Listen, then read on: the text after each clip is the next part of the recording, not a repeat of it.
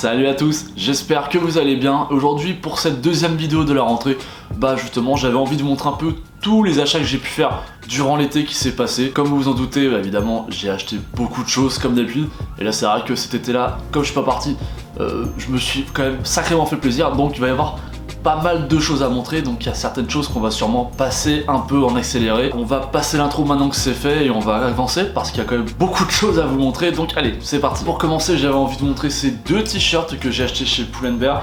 Deux t-shirts que vous avez probablement déjà vu passer ou peut-être même que vous avez vous-même déjà acheté. C'est des t-shirts qui vraiment, j'attendais depuis très longtemps de pouvoir trouver ça dans des enseignes un peu, on va dire, de fast fashion telles que Zara, Pull&Bear, H&M, Bershka, enfin voilà, tout ce genre d'enseignes là. C'est des t-shirts que j'attendais depuis très longtemps, donc des t-shirts très dans l'ambiance années 90 ou début 2000. Donc là on a un t-shirt avec Notorious Big, donc la légende du rap new-yorkais, j'ai envie de vous dire. C'est un rappeur que j'aime énormément, c'est un des premiers rappeurs que j'ai découvert quand j'étais jeune, quand j'ai commencé un peu à m'intéresser au rap américain. Quand j'ai rencontré Seb, Seb c'était Tupac, moi c'était Biggie, donc voilà, c'est vrai qu'il y avait cette petite rivalité East Coast contre la West Coast, donc évidemment lorsque je suis tombé sur ce t-shirt là, j'ai pas réfléchi vraiment, j'ai foncé dessus. On va rester un peu dans le délire du rap parce que le deuxième t-shirt est dans le même esprit, où là on peut voir un petit Death Row Records. Il faut savoir quand même que Death Row c'était quand même le label où était dans les années 90, il y avait Tupac, il y avait Snoop Dogg, il y avait Dr. Dre à un moment donné. Et à l'arrière, on a le Death Row Records marqué en gros avec là une voiture très Los Angeles, très West Coast dans les années 90. Donc c'est des t-shirts qui m'ont coûté une quinzaine d'euros à l'achat, donc c'est pas très cher. Après voilà, faut quand même faire très attention, c'est pas de la très grande qualité, je tiens quand même à vous prévenir, ne vous attendez pas à un truc de dingue. Je passe très rapidement dessus parce que j'ai encore beaucoup de choses à vous montrer. J'ai commandé un pantalon que je trouvais très intéressant. Donc c'est un pantalon un peu façon jogger, mais avec une coupe très ample, vraiment ça fait très pantalon costume, un peu dans le style japonais. Taille de la jambe, c'est assez balèze. Là ça fait même pas un effet pas def, on est plus sur un truc un style un peu baggy, et franchement j'adore comment ça fait. Alors cependant faut quand même faire attention parce que ça tombe très bas et fort possible que tu marches dessus, hein. Moi d'ailleurs je sais pas si on va réussir à le voir, mais au niveau de la jambe là ça commence un peu à s'user parce que évidemment j'ai marché dessus au niveau du talon. Prenez votre taille habituelle, par contre ne soyez pas surpris quand vous allez recevoir, c'est très large, c'est très ample, c'est assez balèze malgré tout. Et donc voilà, je pense que j'ai fait un petit peu le tour. Un peu plus tard dans le mois de juillet, j'ai fini par m'acheter une paire. C'est vrai que étonnamment j'ai plus acheté de vêtements que de sneakers pendant l'été. Il s'agit de la Jordan 3 Racer Blue. Donc faut savoir que cette paire-là au départ, je voulais vous en faire une vidéo unboxing sur la chaîne courant du mois de juillet. Et j'avais tourné la vidéo et comme je vous avais dit lors de l'outro de la dernière vidéo, si je suis pas satisfait d'une vidéo au moment du montage, je la sors pas. J'étais clairement pas satisfait de l'unboxing que je vous avais fait. Et donc je l'ai laissé de côté et puis je m'étais dit il faudra que je la refasse, et j'ai essayé de traîner ça, et au final au bout d'un moment j'ai abandonné l'idée parce que tout simplement ça faisait trop longtemps que la paire était sortie. Et donc voilà, je me suis dit que c'est peut-être pas le genre de contenu qui pourrait vous intéresser. Et cette paire-là, mine de rien, est quand même pas dégueu pour une paire sortie, on va dire, en GR, entre guillemets, un cuir de très bonne qualité. Même au niveau de la toe box, je sais pas si vous allez réussir à le voir, mais un creasing très léger, donc là je pense que vous allez réussir à le voir. Et il faut savoir que malgré tout c'est une paire que j'ai bien portée, hein. J'ai fait du vélo, j'ai marché avec dans Paris, donc c'est un peu une des paires de ma rotation de cet été. Le seul petit point où je suis moyennement fan sur la paire, c'est l'Elephant Print, que je trouve qu'il est un peu trop grossier, un peu trop gras. Moi c'est vrai que j'aime bien quand l'Elephant Print est un peu plus léger, comme notamment sur ma Jordan 3 Black Cement. Là vraiment ça fait assez bazar, donc je sais pas, peut-être qu'il y en a parmi vous qui peuvent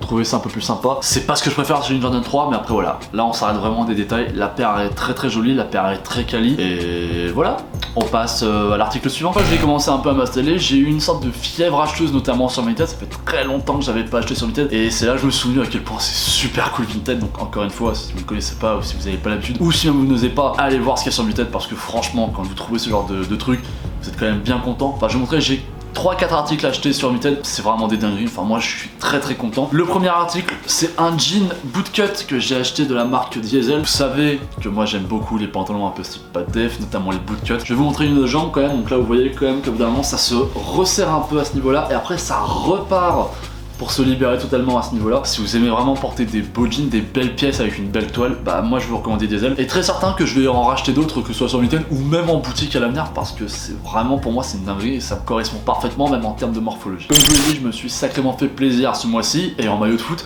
putain je me suis fait plaisir.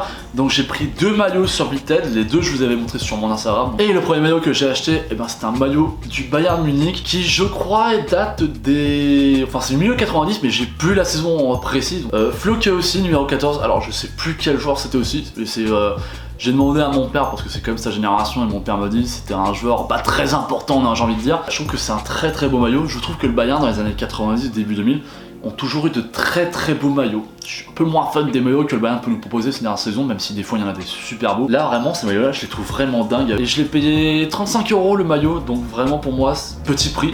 J'étais assez surpris quand je suis tombé dessus. Premier maillot acheté, je vais vous montrer le deuxième qui vraiment pour moi c'est une dinguerie. Et il s'agit du maillot extérieur du PSG de la saison 99-2000. Et vraiment ce maillot là ça fait un an que je le cherchais, c'est une dinguerie. Pour moi vraiment ce maillot là c'est un des plus beaux maillots extérieurs et on va dire original que le PSG ait pu le sortir depuis son existence. Donc évidemment vous savez je suis un très gros fan du PSG. Très clairement j'en suis très content et je le trouve vraiment super beau et surtout il est en parfait état. Le petit flocage là du logo du PSG au niveau de la manche est en parfait état. Que ce soit aussi au niveau des patchs à poser sur le maillot, que ce soit le logo du PSG, le logo Nike ou même le Opel, tout est en parfait état, donc vraiment c'est un maillot qui a été très bien conservé. Et justement comme on parle du PSG, on va continuer dans cette direction là, avec non pas un mais deux maillots du PSG que j'ai acheté cette saison. J'ai craqué d'entrée. En général les maillots j'achète un peu plus sur la durée, je commence toujours par racheter le premier maillot. Le deuxième je veux dire on attend un peu. Le troisième en général je l'achète à l'occasion du début de la Ligue des Champions parce que c'est vrai que très souvent je trouve que c'est des très beaux maillots. Là non, déjà j'ai commencé par le maillot extérieur parce que putain sans déconner ce maillot là il est quand même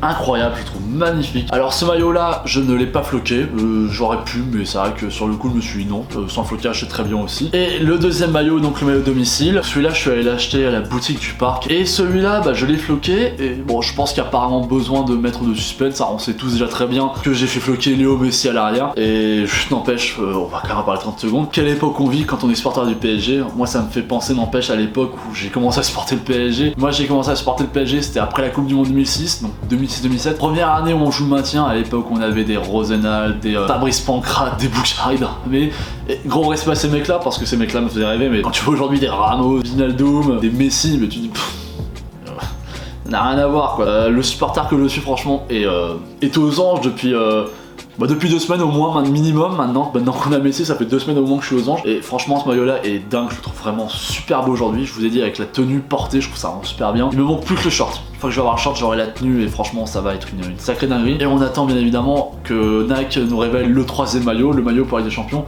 pour peut-être compléter la collection. Alors il me reste plus que 3 articles dont moi je vous ai déjà montré précédemment.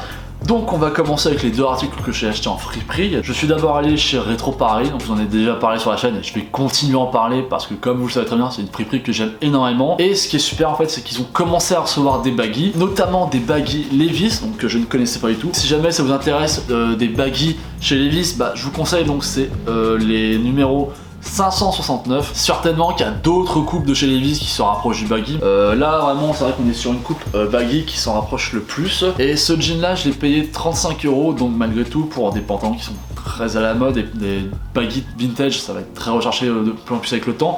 35 € pour moi c'est un très bon prix, c'est pas cher du tout. Et il faut savoir que de toute façon 35 € un jean Levi's en friperie c'est les tarifs. Voilà, si jamais tu veux trouver moins cher en général faut aller sur Vinted ou alors il faut faire les brocantes. Et pour l'avant-dernier article, alors cette fois-ci je suis ensuite allé chez Episode, donc une friperie qui est juste à côté. C'est une friperie très connue, c'est une chaîne de friperie. Et alors là je suis tombé sur une petite pépite et vraiment à un tout petit prix. Et ça je vais vous expliquer pourquoi pour moi c'est un tout petit prix. Alors faut savoir que moi je suis constamment quand je vais dans les friperies à la recherche d'articles très vintage, années 90, années 2000.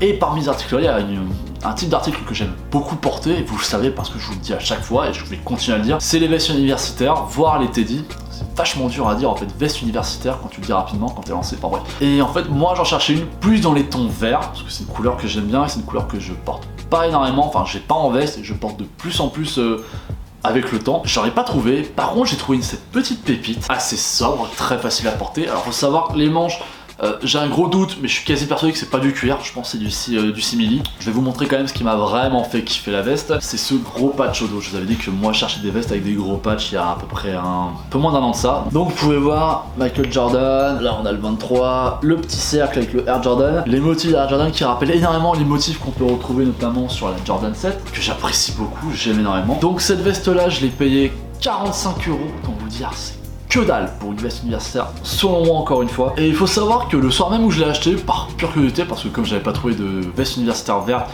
je me suis mis un peu en chercher sur Vinted, et je suis tombé plusieurs fois sur cette veste là. Tous les mecs qui la vendaient sur Vinted précisaient l'année de sortie de la veste, et là j'ai halluciné, elle date de 92. C'est-à-dire que cette veste là, est plus vieille que moi. Mais moi, ce qui m'a encore plus choqué, c'est quand même le prix. Parce que ces mecs-là, ils la vendaient quand même en règle générale entre 130 et 250 euros. Moi, je l'ai payé 45 balles. Soit j'ai fait une très bonne affaire, soit les mecs qui la vendent abusent un peu sur les prix. Je pense que si tout le monde s'accorde à dire sur Vinted que ça coûte entre 100 et 200 euros, 45 euros, bon, je pense que c'est moi qui ai fait l'affaire. Moi, ce que vous pensez du prix, est-ce que vous pensez que j'ai fait une bonne affaire, ou est-ce que vous pensez que c'est peut-être les vendeurs sur Vinted qui abusent en termes de prix? Peut-être qu'il y a un peu des deux, je sais pas. Et on va passer au dernier article. Alors, dernier article que je vous ai déjà présenté, donc ça va aller très rapidement. Simplement parce que j'en ai fait un unboxing, c'est la vidéo de ma reprise, c'est la vidéo de ma rentrée. Il s'agit de la Dunk Low en collaboration avec Off-White, donc la Dunk numéro 24. Et bon, j'ai pas grand chose de plus à vous dire dessus. Je pourrais peut-être faire une petite update au niveau du cuir. Alors, faut savoir que la paire, j'ai pas mal marché avec. Elle aussi, j'ai fait du vélo dans Paris. J'en ai quand même fait voir un peu toutes les couleurs pour ses premières sorties. Bilan, bah, le cuir est vraiment pas dégueu. Moi, ce qui me dérange, c'est quand le cuir est de mauvaise qualité et qui se plie, alors que t'as à peine enfilé la paire. Là, ça me dérange. Et là, la paire, là, j'ai marché avec, comme je l'ai dit. J'en ai fait voir un peu toutes les couleurs, ça me dérange beaucoup moins. Encore une fois, bah moi je suis super content du modèle que j'ai reçu. Va aussi falloir que je commence à regarder comment on entretient du canvas, parce que ça, c'est vrai que j'en ai strictement aucune idée. Donc bah, encore une fois, s'il y en a qui le savent dans les commentaires, n'hésitez pas à me le dire. Et voilà, donc c'est la fin de cette vidéo, donc j'espère que ça vous a plu. Donc comme vous pouvez voir derrière moi, c'est un petit peu le bazar. C'est bien de faire ce genre de vidéo là parce que tu sors tout, tu montes tout. Par contre, le truc qui est moins fun derrière, c'est qu'il faut ranger. J'espère comme d'habitude que ça vous a plu, évidemment. Je vous invite à me suivre sur mon compte Instagram. Et je vous invite également, comme d'habitude, à liker, commenter, à partager la vidéo pour donner de la force, à activer la cloche et à vous abonner sur la chaîne YouTube. Et on se donne rendez-vous à la semaine prochaine pour une nouvelle vidéo. Allez, ciao.